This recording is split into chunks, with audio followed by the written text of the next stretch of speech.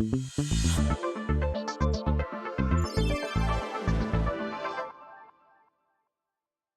This is the after party. We had such a good time on our episode with Miss Motivation with Monica. Monica has clearly she has earned the right to say she is the motivator because she just gave us some tidbits and tips that I was like, I don't want to end the conversation. I think we should continue. And so the after party, you guys get Monica again, a little extra, a Yay. little sauce, a little side sauce, just to kind of keep you motivated as you push through your week. Yeah.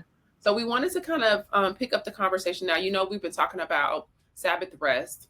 Mhm. We've been talking about what it means to break away with the Father, to sit in his presence, to lay at his feet. You know, our anchor verse is Matthew 11:28 through 30. You know, all those things about us here at Breakaway. You now Mhm. know, because you've been introduced to Monica, in case you didn't know her before, you now know that Monica is a licensed marriage and family therapist and has been doing so for a while now. And so she is helping us to unpack this whole concept of what it means to have Sabbath rest, a healthy Sabbath rest for the journey ahead. So Mhm. what, how that impacts us both on the mental and physical side. So she laid that groundwork. So in case you didn't see that episode, you got to go back and make sure you watch it from beginning to end. You won't be disappointed. We're here now to talk about how do we help our leaders? Okay. How do we help our leaders? But you might not want to start there, Monica. I will actually give you the floor, and you can start wherever you. I know you had some ideas about how you wanted to frame this Mhm. conversation, some things that you really wanted the people to know. So go ahead, the mic is yours. I just wanted to leave this lasting impression, right? That we were never meant to live lives like completely full. Like that was never God's design for us to live life without the margin of rest. And it's that simple. And I think we have this idea of go, go, go, hustle, hustle, hustle, work, work, work, thinking that God has forgotten about the seeds that we've planted, but He hasn't. And the seeds that you have planted while you were working, He's working those. They're going to show up. They're going to appear. So we need to learn how to not only just rest, but have faith in the work that we've done, and knowing that God is going to answer. He's going to show up, and it all depends on when He's ready to show up in that season. And so you working extra hard trying to say, okay, God, I don't know if you heard me, but I'm gonna keep on going, keep on going. He says, no, I heard you. I heard you. I heard you very clearly, my child, but just not right now. So live in the idea that I have to create a margin for rest. I was never meant to live life to this capacity of overflowing in labor and overflowing in work. And I always like to look at it this way, and I've said this before, is that when we overflow that way, it becomes messy and it looks more like a spill.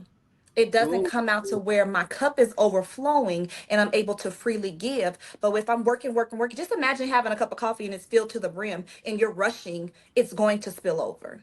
So yeah. we have to learn how to rest, how to walk slowly, how to do it slowly, because we were never meant to live life that way. I Learn how love to rest. And I just really wanted to leave that lasting impression because I think you said it earlier, this hustle culture that we've, you know, have gotten so deep in. And I don't think that's God's will for us. I just I don't don't. think I so don't think either. it is. I think, like most of the things the world tries to normalize, Yeah. they will try to make it seem popular and that booked and busy all the time, like all these little sayings that is the pace at which God is saying that you need to run in order to find success. No, Hmm. friend, let's stop and let's redefine Yeah. success. Success is doing the Yes. thing He told you to do. Let's just Yes. let's start there. So success is obedience. It is where you say, God, your will, your way is better than mine. It's at the Yes. point of surrender. And sometimes surrender means being still and knowing that He is God. And so, Hmm. because of that, we have to almost, in a counteraction to what the culture is Hmm. trying to brainwash us with, we have to Hmm. say, no, that might work for you, but that doesn't work for me. I'm a daughter. And so I have a different operating system. That I part. don't know about you, like, but Right. I don't trust the default. If society Yes. and the culture of the world is the default system. I am in this world, but not of this world. And so I have to Amen. operate by another system that he really understood. He was like, in order to live in abundance, the way that I have promised, the way that I died on Calvary's cross to make sure that you can have abundant life and to live life to the full, you're gonna have to figure out how to do it my way. As Bishop Tudor Bismarck said this past weekend, he was like, you got to learn how to play in my key. He was like, and if you don't learn how to see, what did he say? He said, if you can't learn how to play the C right, then you'll be flat. I was like, you better stop with the analogy, Pastor Bismarck. But I thought it was so on time, because so many of us as believers, we have beat our we have beat down this idea of stewardship and fasting and praying and finances and tithing, but we have left out a critical piece. Like, he doesn't want you just to be obedient in one thing. He wants you to be obedient in all things. And this, my friends, is how we find that recipe for success. Like, I feel like that is the only way to do it. God's way is the only way to have a real stance of offense. It says, when the enemy comes in like a flood, we will raise a standard against him. The standard is God's way. That's the only way to fix or to counteract hustle culture. So true. This simple thing. Simple Sabbath thing. And rest. like, we cannot take the world's systems and processes are so unnecessary to the call that God, like, we try to take these things, the world systems and their processes, and we try to apply them to kingdom life. And it just don't add up. It don't add up. Like, God is saying, like, those principles are not my principles. Like, those foundations are not my foundations. And so we really have to learn new ways to do the work that he's called us to do. Yeah. And it has to align with the kingdom. It has to look like that. It can't look like the world. And here's the thing, it's not even surprising. Would you take a Canon camera and try to put Fuji stuff on the Canon camera? It don't make sense. It's like, my Ford breaks down, why am I taking to Mercedes? Like, come on. Like, it don't make sense. It does not make sense. We don't do that in any other area of our life. But when it comes to our spiritual life, all of a sudden we are cool with allowing the world systems to be our guide. So true. So true. It's a thin line, and we have to be very careful. Yes, absolutely. Absolutely. So for the leader, who my heart is for those in ministry and leadership. And when I say leadership, I mean your CEOs, your entrepreneurs, your specifically women. For the leader who is always leading and has a very difficult time turning off for your family, turning off for your children, turning off the things that you lead to rest. You have a hard time disconnecting. Monica, what would you say to them? Like, what advice would you give them in this effort to consider, I guess, like, including Sabbath rest into their practices? So I would start by saying this, and this is a stretch, but I think it's so true. I think most of the time when we think of those type of leaders, their confidence is found in their work. And I would say, like, they need to first learn how to find confidence in resting. Like, it's still going to get done. It is still going to happen. This does not take away from the value and the worth of who I am because I decided to slow down or take a break. And we've often built this mentality and this being off of what we do, right? Our achievements. But sometimes we forget that confidence can be found in rest. That's the first thing that I would tell them, is you have to learn how to rest in the confidence and knowing who you are, who your God is, and what he's designed you to do, right?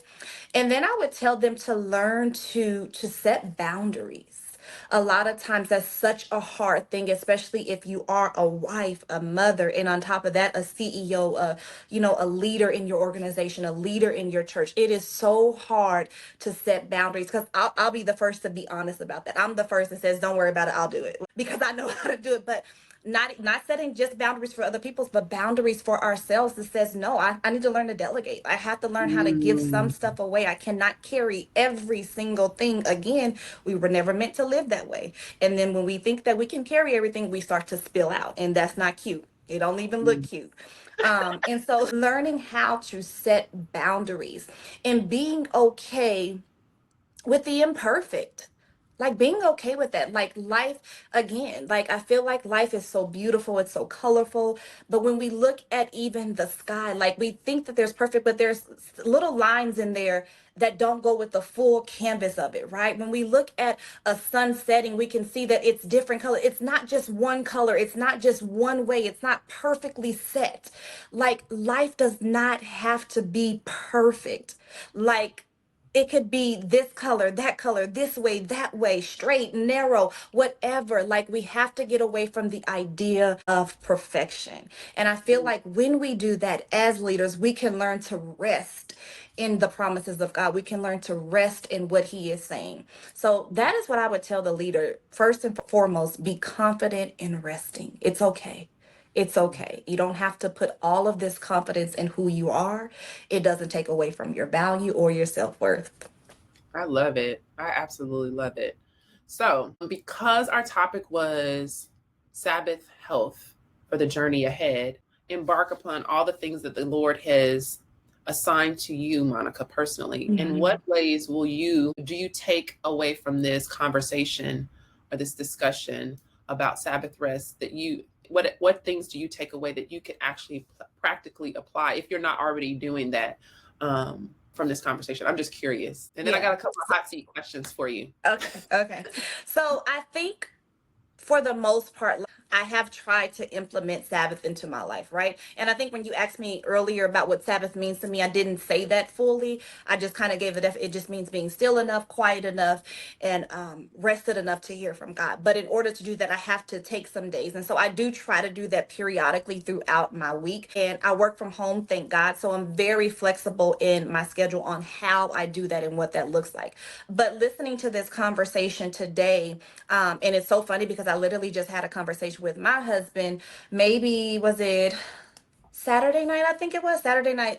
And I was just saying, the places that I feel like, I'm going and what God is doing, like I really need a day. Like I Mm, need a day to where you pick up the kids. And again, that goes back to what we just said earlier, confidence in resting, confidence to know that I don't have to do it all, confidence to know that I can delegate. And so I spoke with him. I just need a day where you are picking up, you are dropping off, you are doing dinner, and I'm just in one of these rooms chilling, like in the presence of God, just able to fully rest in the presence of God. So that is something new that I just recently spoke with my husband about and will try to implement this year, because I feel like it's going to be so needed as a leader, and where God has taken me. I cannot continue to just go off of fumes. I can't do that. Like I will mm. run out of gas. I will be on the side of somebody's road looking crazy, saying, Literally. I thought, look, and when you run out of gas, what do you always say? I thought I could make it. Right? Right. I thought I Right. could get there. No, you couldn't. You didn't stop to fuel up. So I've I'm pressed it really close. I've never quite that hasn't happened to me yet, but one of these days, one of these days. Oh, it's so yes. good. It's so good. Thank you for sharing it. Okay, so this is breakaway, think fast. Are you ready? Yes. Couple of questions. Tea or coffee? Coffee. Okay. Power through or take a nap? Take a nap. Don't just say that because you. No, but for real, I am a I will napper. I take will a nap. give me a nap. Listen, me, I'm the queen of it. Do it yourself or delegate. Do it myself. Okay. Finish the conversation or maintain the boundary. Maintain the boundary. Eat dinner by 6:30 or eat dinner when the food is finished. Ooh, 6:30. Okay. We be bam, bam, bam on it. Good. That's good. I'm Mhm. not. I'm so not. I've never been. It's really bad. My husband, on the other hand, which is why I don't be wanting to delegate, because I'm like, we got a schedule. They gotta be in bed. Listen, yeah, I didn't grow up that way. It's shameful. My mom would be so embarrassed. I asked that one already, but power walk or save your energy. Power walk. Okay. And then rest and wait or anticipate and debate? I want to say rest and wait. I really do. Like the newer version of me is learning to rest and wait. But if I'm being honest, we in the middle. I'm just keeping it real. We keep it real I around here, right? know. I know. Listen, there's no failure in any of those answers, but Right. I love that. Thank you for sharing so freely and so honestly. I was a coffee girl. I was a coffee girl. Like I will say it like this. I am 74 days sober from coffee. And that's why I'm like, oh, time for a cup of tea. And it's decaf tea, you know. But Oh yeah, my it's gosh. but that was part of the Lord saying in this season, Alexis, I need you to do something different. Yeah. Because I, in my own way, just like it says in Exodus about the 10 Commandments and making sure that you keep the Sabbath holy, I also had created an idol out of coffee because it was the thing that was helping me to do more of not rest. So true. So true. Like I was getting up in the morning thinking about where can I get and how soon can I get my first cup of coffee. My first thought was not how can I get closer to Jesus. Wow. It was not. And once I realized that and I woke up, I said, oh no, never again. Never again. Yeah. I was like, God, there is no. And that was just my personal journey. And so I think it was so fitting for he was like, not only am I going to have time for you, I'm going to show you what breakaway is, but I'm going to show you how to break away from things that you thought you needed in seasons where it may have been necessary. But now in this season, I'm going to break away. I'm going to break you away from the old version of yourself as I help you to become the new version of you. So I just love it. I love it. Monica, girl, you got to live closer. You got to live closer. You got to figure this out because you're in Vegas and I'm in LA. And yeah, I can see this being a friendship that's going to last for a long, long time. Yes, and I'm so excited. And I do. I truly, like, I know we said this already, but I truly thank God for our paths crossing because it was such, a fitting time in my life. And so I'm just so very grateful for who you are and how you just have embraced me, whatever God is doing in this season for us. I love it. I love it too. I love it too. All right, you guys, thank you so much for joining us for the after party. I hope that you enjoyed this. I want to make sure that you connect with Monica. Listen, y'all, I made that mistake on the first version and we were not going to make that mistake again. Hold on. I thought I added it. We're going to add it right now. Follow her. And then it's there. I just didn't add it. Here we go. And now you guys are going to see it. I want to make sure that you follow Monica. Oh, no. Is that the wrong one? Hold on. Follow her. Yes. There you go. Follow her. IG at Motivation with Monica. Make sure you follow her there. Every Monday, she does a Monday fill up. It is not quite an hour, but it's probably going to end up evolving. We can call it the hour of power because she's always got a word. It is fresh anointing on her life, a fresh, Thank you. She's pouring from a place of overflow and it's not spilling and it's very put together and the Lord is speaking through her. And he's confirmed that for me in several different ways and several different occasions. And so I would love for you to follow her and continue to be fed on that end as well as follow us. So if you not familiar with Campaign P31 and Breakaway and all things Julie and Alexis, there is so much happening, y'all. Literally as we speak, I am going through an overhaul. We are updating all things that used to be Campaign P31, which it's actually hard to break away from that. But when the Lord says release and then to revamp things, it's my job to be obedient. And so we are restructuring some things. So you'll notice some changes, but at the same time, so we are super excited. Thank you so much for joining us and we'll see you next time.